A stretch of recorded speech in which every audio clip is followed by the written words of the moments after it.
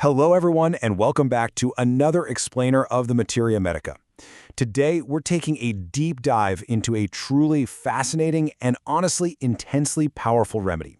We're looking at Latrodectus mactans. You probably know it better as the black widow spider. Okay, let's dive right into this because while it's widely recognized for its connection to acute heart conditions, there's actually a massive systemic picture here that goes way beyond just being a heart attack remedy. Here's our roadmap for today. We're going to cover the black widow myth, the venom's effect, physical and cardiac symptoms, anxiety and pavor mortis, and finally, comparing the remedies. So, Section 1, the black widow myth. Before we can really grasp the clinical applications of Latrodectus mactans, we've got to demystify some of the folklore surrounding this famous spider. I mean, we've all heard the story, right? The female black widow violently kills and eats her partner after mating. But does she always do this? Actually, no. The female is significantly larger than the male, and by the way, it's the entire female spider that's macerated to create this homeopathic remedy. Because she's so big, the male has to approach her web really carefully. He rhythmically taps on the web just to prove, hey, I'm not food. And if she's already well fed, she'll actually allow him to mate, and he often survives. So that whole idea of constant, inevitable betrayal is really more of a myth than a hard rule. But what's truly fascinating about the female black widow is the actual anatomy of her toxicity. Unlike a lot of other spiders that have this one isolated venom sac, the female black widow doesn't. Her venom is distributed systemically throughout her entire body. It is literally everywhere.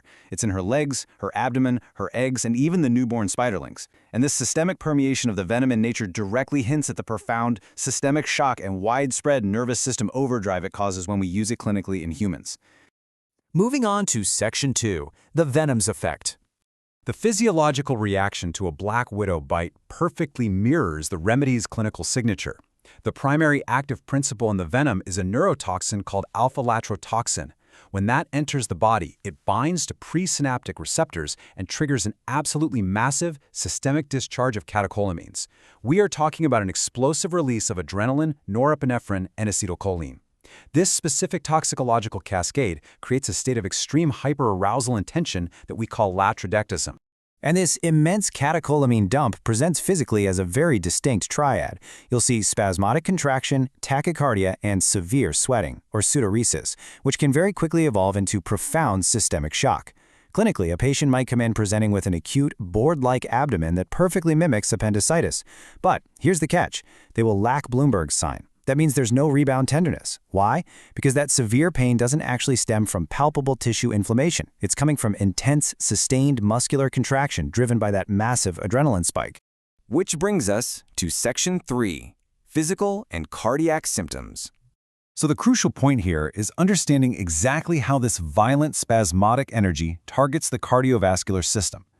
This remedy is famous for its profound impact on the heart, essentially mimicking an acute myocardial infarction.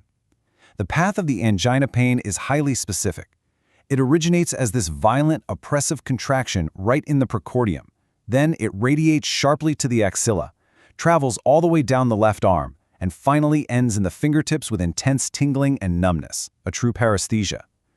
During this left-sided cardiovascular collapse, the patient is going to have a rapid, thread-like filiform pulse, sighing dyspnea, and skin that is remarkably pale, cold, and marble-like. They genuinely feel as though their heart might just suddenly stop beating at any second. And amidst all this physical collapse, we see a totally fascinating clinical contradiction. The patient is freezing. They lack vital heat entirely. So naturally, they intensely desire hot baths to soothe those agonizing muscular spasms.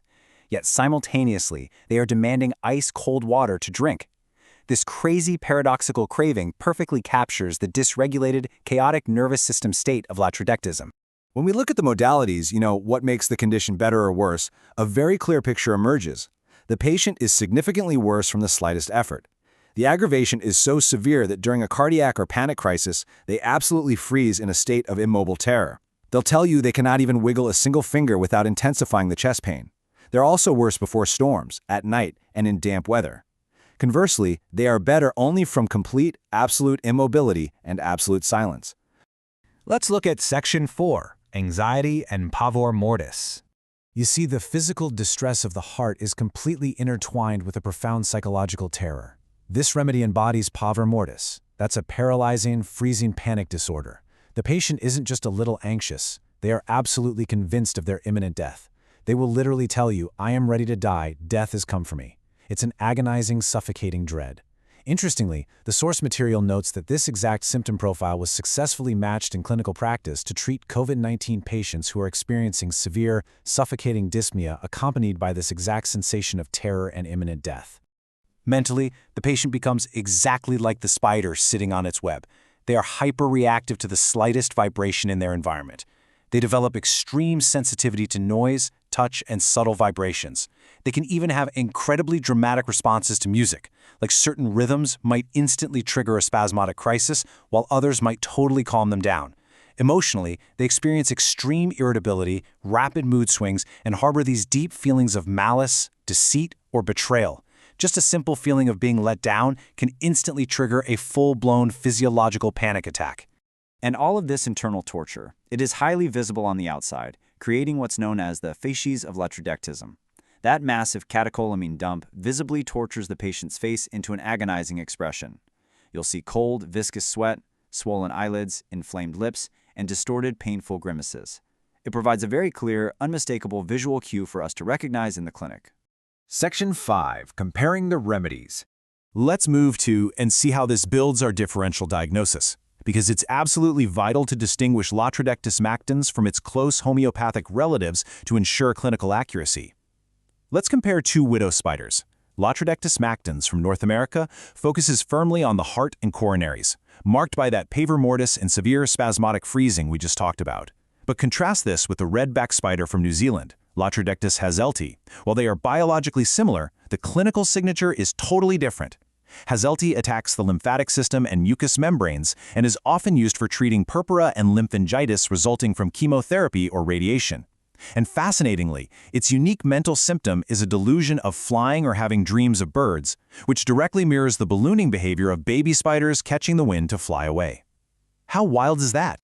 To firmly separate Latrodectus mactans from other acute anxiety remedies, we have to look at their core signatures. Latrodectus is defined by that fear of death, chest pain, and freezing immobility.